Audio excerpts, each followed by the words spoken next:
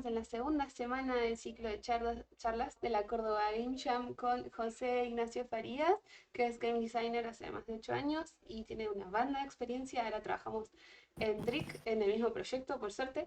Así que muchas gracias, José, por estar acá. Bienvenido y bienvenidos a todas las personas que se van sumando.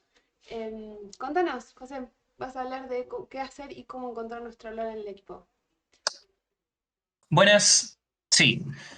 Eh, es una charla que quiero dar hace mucho tiempo para game designers que estén iniciando. Uno de mis principales problemas cuando yo estaba arrancando con game design era no sé qué se supone que tenga que hacer. Muchas veces se siente fácil el verlo desde afuera, el programador programa, el artista hace arte, el QA testea, el game designer está ahí y es el tipo de las ideas, a lo mejor no. Lo aprendí a la fuerza, no es. Las ideas tienen su lugar, obvio, pero game design es todo algo totalmente distinto que me gustaría poder explicarlo para que la gente no cometa los mismos errores que cometí yo cuando estaba arrancando, quizás ayudarlos a que tengan un arranque más rápido.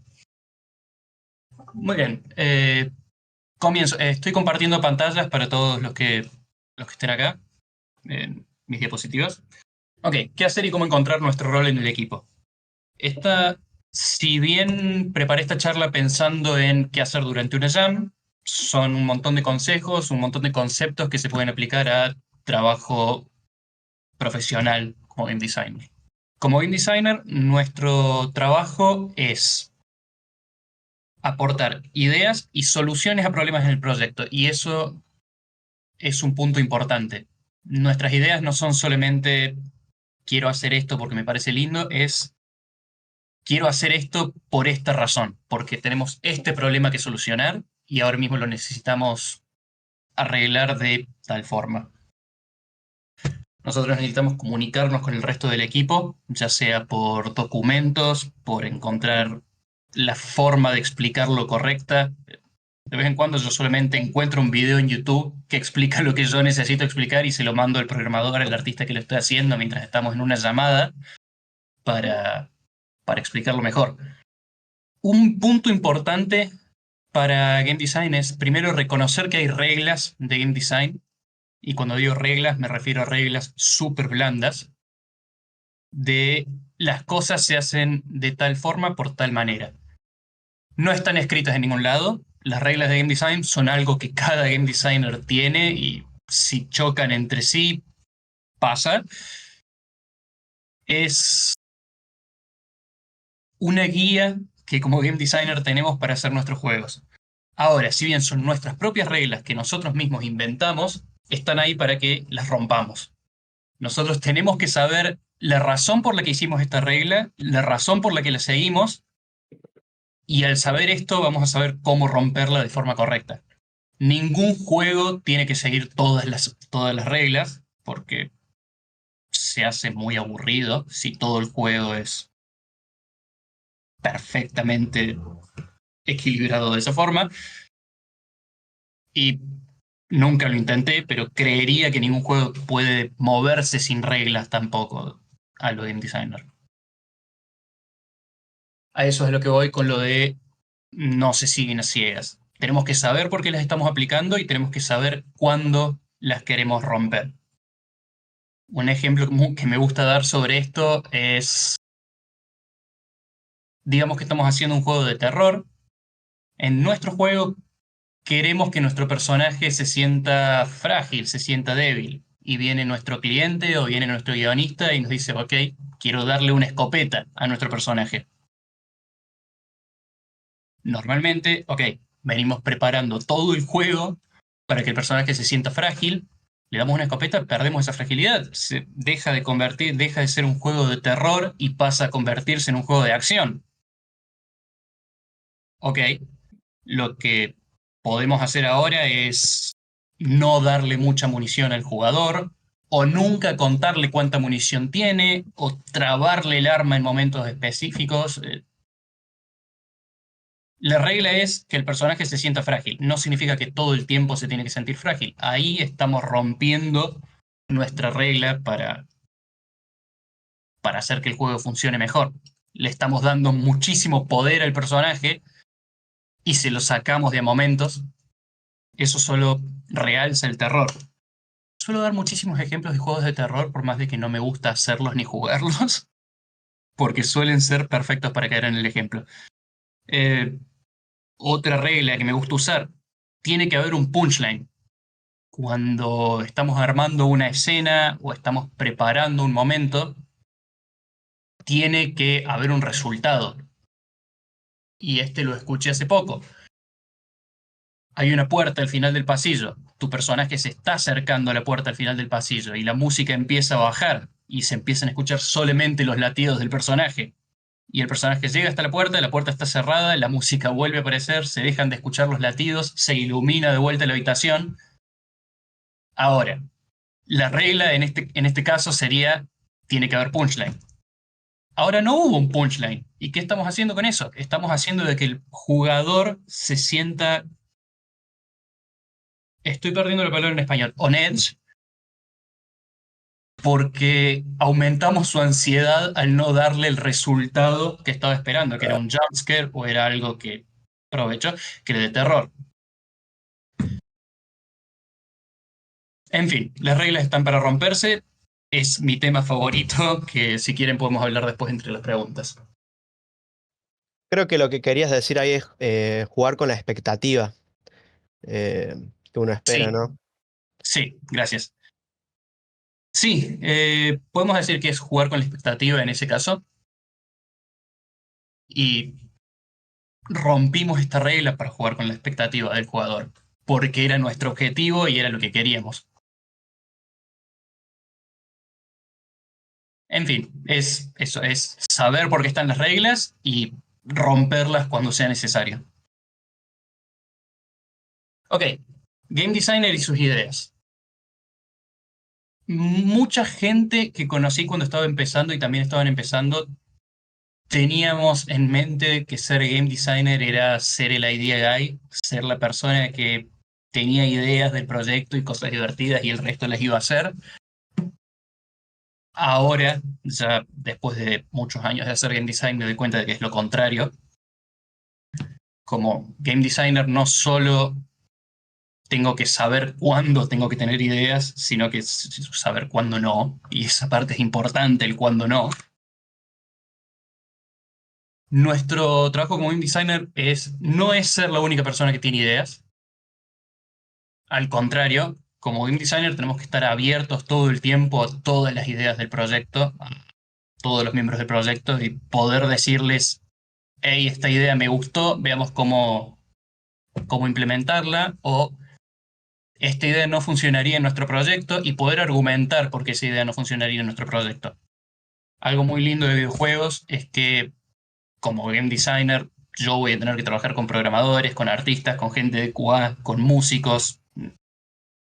Hay un ecosistema gigante de disciplinas trabajando en videojuegos y todos tienen su approach distinto a los problemas, todos tienen ideas distintas y formas de pensar muy distintas y es muy útil estar abierto a eso, poder escuchar qué dicen los demás y poder saber si es una idea que podríamos implementar en nuestro juego o si bien es algo que no va a funcionar. Ahí tenemos que matar un poco el ego de no, yo soy el único que puede tener ideas acá. Las mejores ideas que han surgido en proyectos venían de otro lado, de gente que no piensa como game designer. Muchas veces viene un programador y me dice, podría armar esto así, y es una idea espectacular que a mí no se me hubiese ocurrido. Me pasa con artistas y me pasó un montón con Cuba. Y acá al final escribí, lo que sí es nuestro trabajo es poder curar y mantener esas ideas, saber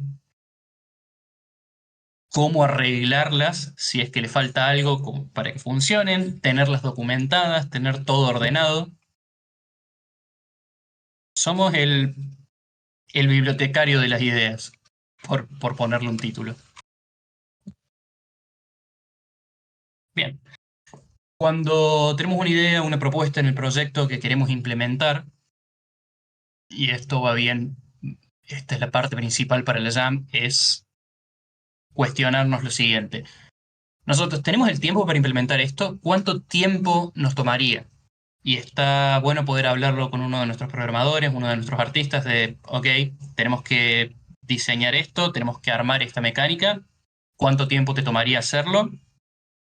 Y ahí entra un poco el aspecto de producción, pero el saber si realmente vale la pena implementar esto o tenemos que buscarle la vuelta por otro lado, porque lo que estamos pidiendo va a tomar 16 horas que no tenemos.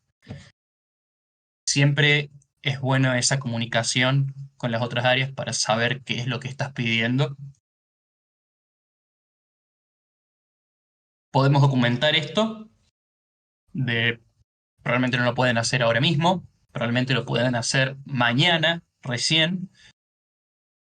Nosotros tenemos que tenerlo documentado no solo para el resto del equipo, sino también para nosotros mismos. Yo, si estoy trabajando en una jam, estoy a 1000, no me voy a acordar de esto que se me ocurrió ayer en el momento en el que haga falta. Si está bien documentado, si está bien preparado, ni siquiera va a hacer falta que me acuerde, el programador lo va a ver, yo lo voy a ver y lo vamos a discutir en ese momento. Y también confiamos en que los miembros de nuestro equipo no vayan a reventar mientras lo están haciendo. Y esto es importante. Obviamente confiamos en el resto del equipo para hacer sus tareas, pero nosotros tenemos que saber el peso de esa tarea, tenemos que saber cuánto le estamos pidiendo. Si le estamos pidiendo algo súper complicado, no, lo preferible es buscar la vuelta por otro lado. No, no queremos explotar a la gente, a nuestro equipo.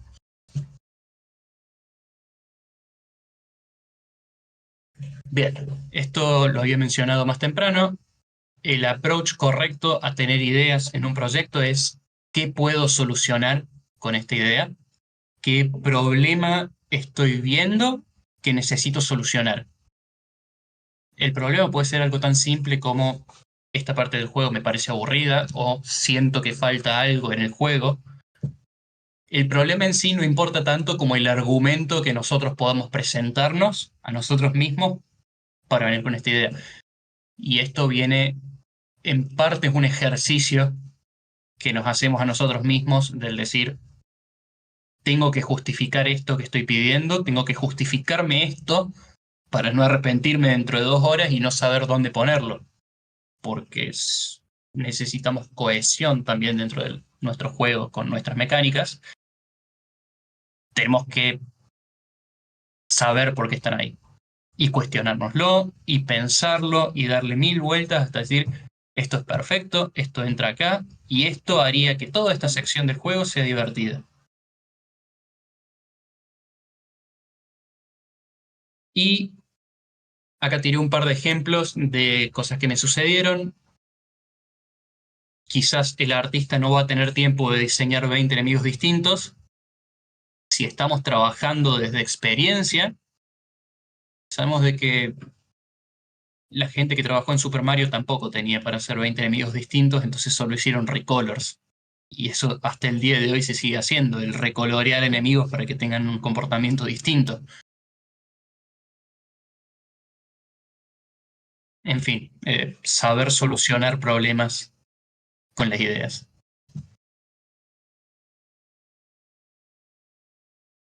Y acá vamos a el árbol de solución de alguien más alguna vez tuvo este problema y estamos trabajando no solo de experiencias propias, sino de experiencia de otros proyectos, de cosas que hayamos analizado de otros juegos. Si nunca lo vimos, es momento de sentarnos a hablar con nuestro artista, nuestro programador, nuestro QA, entender en profundidad el problema y ver si surge una solución al problema de alguna forma.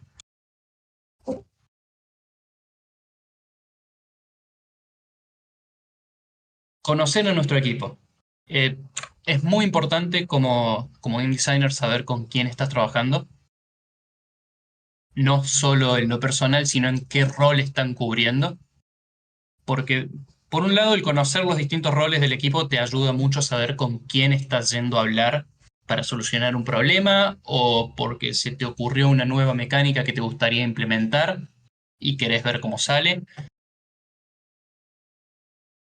muchas veces yo estoy diseñando una feature en donde estoy trabajando ahora y en ese momento yo voy a hablar con uno de los programadores antes de presentar la feature al resto del equipo para preguntarle, hey, esto que te estoy mostrando acá, ¿te suena razonable? ¿Funciona? Si te tocara hacerlo a vos, ¿crees que lo podrías hacer en 2 días, 3 días, porque es el tiempo que tenemos asignado? Normalmente la respuesta es sí, pero muchas veces me pasó que me dicen, mira, sí, esta parte de acá no se entiende, yo lo escribiría así. ¿Por qué? Porque es programador y entiende cómo hablarle a programadores mejor que yo. Me pasa lo mismo con artistas. Los artistas entienden cómo hablar con otros artistas mejor que yo y me sirve mucho el poder comunicar esto. Y acá vamos, comunicación. Si podemos hablar con el resto del equipo y nos podemos entender y poder documentar bien, que la documentación de por sí es una parte importantísima en game design. Sé que tuvieron una charla de GDD hace poco. Vamos a hacer nuestro trabajo más fácil, no vamos a tener gente encima todo el tiempo preguntándonos cómo hacer tal cosa, porque ya lo documentamos. Y muchas veces, más que nada trabajando en jams, nadie se va a ir a trabajar en algo sin antes haberlo consultado con el GDD, si ya está escrito y está bien documentado. Bien, hablé muy rápido del final. Se suponía que iba a cerrar mejor esta parte, pero este es el fin de la charla. Sí, ahora es el momento de contestar preguntas si alguien tiene alguna duda, algún comentario, algún compartir experiencias de trabajar en game design o con game design. ¿Libros u otros recursos de GD para recomendar? Sí, como libros tenemos la Biblia de los game designers, es The Art of Game Design, por Shell. Un segundo, lo tengo acá al lado y no recuerdo el nombre del autor. Jesse Shell. Probablemente, sí, probablemente lo lleve a la Jam para compartir. Después de eso, algo que me parece muy importante es no tanto buscarlo en libros, no tanto buscar información tradicional como game designer, sino, primero que nada, algo que me encanta hacer es jugar juegos malos, saber que son juegos malos, detalle importantísimo, y arreglarlos con la cabeza mientras los voy jugando. Encuentro un punto que no me gusta, por qué no me gusta, por qué me pareció aburrido, y tratar de pensar qué haría yo para mejorarlo. Muchísimas veces los juegos salen mal por cuestiones de tiempo, por cuestiones de mal manejo, por un montón de razones. No siempre es culpa del game design, pero como ejercicio teórico, ok, yo hubiese hecho esto, es súper útil. Y encontrar videos de YouTube, encontrar un área de juegos que te guste, un género que te guste y ver videos sobre eso, análisis, si es posible, de fans del juego, quizás incluso de game designers que se especialicen en hablar de eso. Yo sigo, bueno, ahora mismo estoy estudiando JRPGs, no me gustan los JRPGs personalmente, pero me parece muy interesante la historia de cómo fue el desarrollo y en las distintas épocas. Así que sí, mi recomendación principal es jugar juegos, aprender a analizarlos y encontrar videos y gente que esté hablando de esos juegos, qué es lo que lo hace especial para esa gente, te puede ayudar un montón a la hora de hacer tus propios juegos. Sí, rebanco esto de la experiencia. Acá Nau dice, yo quiero sumar a lo de GD, que más de estudiar un libro, es eso que comentas de jugar juegos, tanto buenos y malos, para saber qué cosas funcionan o no, eso es lo que decías. El otro mejor para aprender es hacer juegos, las jams es lo mejor, así que bueno, súmense a las jams, que por cierto ya abrieron las inscripciones de la página oficial de la Global, si quieren sumar a la sede, y bueno, y reflexionar de esa experiencia. Sí, Yo sobre tengo. Uy, perdón. Sí. Iba a tirar un comentario de que lo que tienen de hermoso las jams como game design es que hay un montón de... Primero, un montón de juegos hechos por game designers primerizos, que eso es espectacular porque están haciendo cualquier cosa ultra bizarra que a lo mejor a uno no se le ocurre porque lleva mucho tiempo haciéndolo y solo no, pero terminan siendo muy buenas ideas que se te perdieron. Y eso me parece espectacular. Hay muchísima variedad de conceptos muy, muy bizarros en las jams y eso es espectacular. ¿Qué ibas a decir, Agustín? Sí, yo tenía una duda. No sé si acá habrá alguien que sea diseñador de sonido o sound designer. Pero bueno, o sea, yo como compositor eh, trato de hacer como al menos veo como que hay como una distinción entre lo que es el compositor musical en general, o que puede ser también incluso productor, de lo que es el sound designer. Y quería preguntar si hay similitudes entre el game design y el sound design. No puedo contestarte eso. Nunca trabajé con un sound designer y no conozco bien cuál es el rol. Lo que sí tengo es un ejemplo que me gusta usar, que quizás se te aplique porque lo hayas escuchado o no, pero me gusta mucho usar el ejemplo de la arquitectura. Si estás armando tu casa, podrías hablar con un arquitecto. No hay nada que un ingeniero no pueda hacer que un arquitecto sí, eh, pero hablas con el arquitecto porque es la persona que entiende de diseño. El conocimiento práctico sobre diseño lo tiene el game designer. El ingeniero probablemente termine haciéndote algo ultra práctico, pero no lo que querías. Claro, entiendo, sí, porque, o sea, lo que sí se comparte tanto en estas dos disciplinas como en general, diría, en cualquier proyecto, es todo esto de la comunicación que hablas. Eso es fundamental en todos los roles. Pero sí, por ahí pensaba eso, si había más similitudes o diferencias entre estos dos. Pero está bueno ese ejemplo que das. ¿Puedo responder? Sí. Olis, ¿cómo andan? Niki. En el caso del sound design, lo que tenés es un conocimiento técnico muy fuerte sobre cómo hacer que un sonido suene de tal forma o transmita determinado tipo de estímulo a la persona que está escuchando. Desde el game design, vos lo que le decís al equipo de sonido es, no sé, por ejemplo, cada vez que aprieto en tal elemento de la UI, tiene que generar una sensación recompensante, como que, no sé, que cae una moneda, y desde el sound design empiezan a buscar ese sonido en especial utilizando un montón de herramientas de sonido y probablemente también la integración en el motor está muy intercomunicado. Exacto, sí, yo quiero agregar ahí a lo que dice Nikki. Hola, soy Aye. Soy diseñadora UX y como UX trabajo con sound designers y es justamente lo que mencionaba recién Nikki. Uno como, en mi caso como UX designer, cuando veo una interfaz o cuando quiero comunicar algo, no sé, por ejemplo, un ping system dentro del juego, o no sé, algún sonido de la interfaz misma, o sonidos de la AI inclusive, ¿no? Porque nosotros, por ejemplo, yo como UX designer también soy parte del proceso de consultant con game designers a la hora de, no sé, de ver diferentes sonidos o reacciones de la experiencia. Y lo que hago es buscar referencias, por ejemplo, de cómo quiero que sea esa experiencia, ese sonido, y se la paso al sound designer y el sound designer a partir de esa referencia y de lo que yo le transmito, por eso es tan importante este trabajo interdisciplinario que mencionaba recién también en la charla, porque justamente uno es parte, no solamente como consulta o informante de ciertos detalles del diseño, sino también de la ideación o de la iteración de un proyecto mismo por completo o de ciertas partes.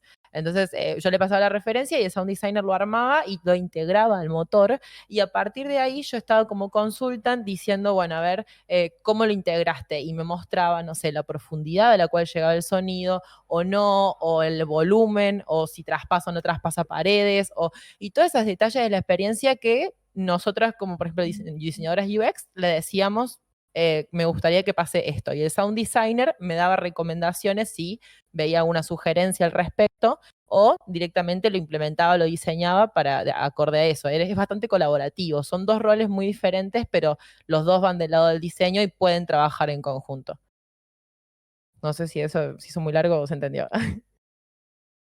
No, está buenísimo lo que dicen, totalmente. Y yo creo que también se comparte mucho todo eso que hablan del sound design con la composición musical, porque al menos hablo por mí, ¿no? En la carrera que estoy estudiando se ven todas estas cosas de sonido, de la psicoacústica y de todas estas cosas que tienen que ver de cierta forma con esto, entonces se comparte mucho. Sí, totalmente. Yo tenía mi compañero sound designer, no solamente me diseñaba los sonidos de la interfaz, sino la música de batalla de las AIs. Entonces ahí tenés composición musical. Claro, totalmente, sí, sí. Mm. Hermoso, Braga dicen alquimia sonora para LGDs. Gracias por su intervención, Nikki y Ayen. Qué gracioso Sí, tenerlos por acá. me gustó el diálogo que surgió igual. Sí, yo tengo Me gusta una mucho cuando consulta pasa más. eso. Tengo una Ujú. consultita más acerca de la llama exclusivamente, porque vos en un momento dijiste cuándo no tener ideas, y Eh, es súper importante saber cuándo Sí, no es momento de tener ideas. ¿Algún comentario sobre eso para los llamas? sí. Vine de experiencia. En mi primera jam tuve un equipo súper activo, súper buena onda, súper preparados para hacer todo y todos estábamos todo el tiempo.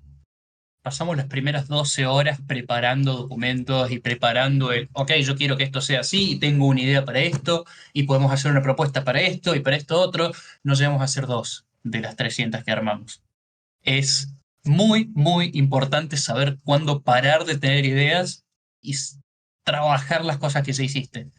Es una cuestión de tiempo, de management del tiempo, principalmente. Sí. De una, Cuando es se como puede. decir cuando ya es demasiado tarde para seguir implementando cosas, o cuando ya no nos Sí, queda tiempo. sí, es eso, es importante ser consciente de que tenemos tiempo limitado para hacerlo y en algún momento tenemos que parar. Es re difícil, Eh, pero sí. sí. Nabu quería hacer un comentario. Sí, Dale, dale, no. ahora son dos cosas justo con lo que decís ahora y lo anterior. Sobre lo anterior, que hablaban sobre esto de sound design y demás, el game designer debe estar consciente de que no solamente es mecánica y dinámica que tenemos que trabajar, sino que es vital entender la estética también, porque es la estética que va a hacer que el jugador entre a nuestro juego. Ujú. Sin estética no va a entender qué está pasando. Entonces sí, por supuesto, el game design debe trabajar y con todas las áreas. No solamente con el programador, no solamente con los artistas, también con el sound designer. Esto de trabajar con el anticipo. Una imagen clarísima es la de Zelda. Cuando va a abrir un cofre, ese feeling que te va a hacer de expectativa de, uy, está abriendo un cofre y te hace toda la fanfarria hasta el final, da mucho el aporte. Capaz, mecánicamente no te cambia nada, pero es la estética lo que te cambia y lo hace un hito en la historia. Entonces sí, el sound design es importante, como puede ser lo visual y una buena programación. Sí, Y por supuesto. La verdad, de vuelta, nunca tuve la oportunidad de trabajar con músicos. Normalmente entro en proyectos que o ya tienen la música lista o la música viene por parte del cliente. Hasta ahora no he tenido la oportunidad, lamentablemente, ya me va a llegar. En todas estas situaciones que están narrando, lo que me imagino es, sí, ok, tengo este cofre que quiero que el jugador abra y quiero que se sienta muy bien. Lo que haría sería hablar con el equipo de sonido de necesitamos una situación acá que se sienta muy, muy bien y de ahí en adelante está en sus manos y obviamente después lo vamos a escuchar juntos y vamos a decidir cuál nos gustó más en grupo, pero iría ahí. Lo que yo compartiría en esa situación es quiero este feel, quiero esta sensación, quiero toda esta evolución cuando esto pasa. sí, también se puede añadir que las cosas, el error, también es muy importante en el proceso. Puede pasar o que un error diga, este error no lo esperábamos y al final cambia todo el sentido del juego por ese error. Ujú. Eh, Puedo poner, a mí me pasó después de trabajar con músicos en una jam y era, tenemos dos músicos. Y sí, ya fue, hagamos un juego alrededor de la música y los sonidos porque son dos. Tenemos ese- esa fortuna, giramos todo el diseño alrededor de eso. Eso también es totalmente válido. Ujú. Y lo otro que comentaba sobre las ideas, hice a su tiempo un curso, un taller de game design, y lo que decía el tallerista era tratar de jugar con el menor elementos posible. Y de ahí, una vez que el core funciona, ahí cuando empezás a agregar cosas para ver qué cosas funcionan o no, o mejor o no. Entonces, van a ver que en juegos que digas, uy, está re bien hecho, en verdad son pocos elementos, pero van cambiando la distribución. Un ejemplo puede ser, hay dos, no sé, dos enemigos con hacha y un arquero, ok. Eso lo entiendo, pero te cambia mucho si pones el arquero a una distancia o, no sé, está arriba sobre una escalera y tenés custodiando los dos chabones con hacha. Sigue siendo los mismos elementos y lo único que cambia es la disposición. Pero aún con eso cambia la experiencia y lo das como un aire fresco. Entonces, Mm. creo que el mejor consejo sobre eso es tratar de no agregar tantos elementos, sino con los pocos elementos que le agregaron, hacer que algo funcione. Sí, eso viene de otra filosofía de game design de hacer que los elementos interactúen entre sí lo máximo posible, encontrar todas las interacciones distintas de los elementos y encontrar todas las situaciones posibles con los elementos para que esto funcione. Un juego que me encanta referenciar cuando tiro ese ejemplo es Stephen Sausage Roll. Ahora lo voy a escribir en el chat más adelante. Es un Sokoban clásico de empujar salchichas a un asador con un tenedor, pero el juego con mecánica de movimiento solamente, movimiento tipo tanque, hace 60 horas de juego, solo con moverse para adelante, atrás, izquierda y derecha. Y eso es espectacular. El poder hacer un juego solo con esas mecánicas hace que funcione espectacular. Es, acá alguien lo dijo, lo dijeron en el chat, menos es más, y sí. Y o podemos nombrar también Tetris, que las mecánicas no son muchas, pero ¿de qué año? Del 80 por lo menos, el Tetris. Y aún así no cambió la estética, o no cambió mucho la estética y tampoco mucho su mecánica. Agregaron una que otra, pero Ujú. realmente en su esencia es lo mismo, de hace 80 años, va, de los años 80. Eso también te marca el diseño. Un buen diseño con pocos elementos rinde, más allá de que ahora mismo tenemos muchas empresas AAA que tienen un montón de mecánica y demás. También entender que no solamente es eso. El mainstream no te marca necesariamente si un juego es divertido o no. Sí, en realidad no recomiendo seguir el mainstream de los juegos normalmente. Hacen muchísimas cosas bien, pero el game design súper pulido del que suelo hablar no es un objetivo de los principales que se tienen en cuenta en el mainstream. Obviamente, si se les ocurre algún juego que les encanta, sí, hay un montón de juegos mainstream que tienen un game design espectacular, pero leí el chat un segundo y perdí la línea de lo que estaba diciendo, así que dejémoslo ahí. Bien. Eh, sí, me pasa, me distraigo muy fácil. ¿Alguien más tiene preguntas? Bueno, desde ya, si no, igual te pueden escribir por Instagram o por Discord, no sé, por donde vos quieras. Desde nuevo, te reagradezco que estés acá, que estén todas las personas que se sumaron. La verdad que suma muchísimo que estén en este momento en el server. Después esto se va a subir para quienes no entraron cuando arrancó. Lo vamos a subir a YouTube en el momento más, en fechas más cercanas allá. Así que pueden aprovechar también y ahí rever la charla. Por acá dicen gracias, gracias. Bueno, muchas gracias de nuevo. Espero que les haya servido. Súmense mañana también, tenemos más charlas. Ahí publiqué el cronograma de toda esta semana y la semana siguiente también. Así que bueno, de nuevo gracias y nos estamos encontrando por acá.